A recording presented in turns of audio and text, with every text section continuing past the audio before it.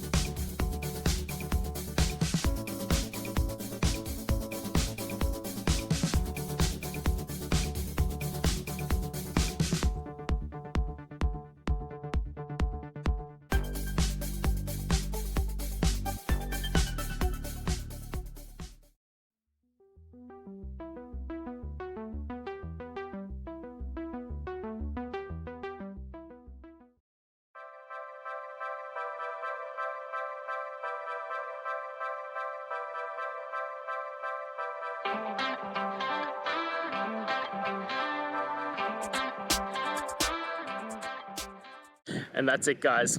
I hope we've gone through and found the answer that you're looking for. And look, if we did find that answer in your resolution, please hit the subscribe button. I'd really appreciate it. Now, until the next time you need technical videos, I hope you have a good one.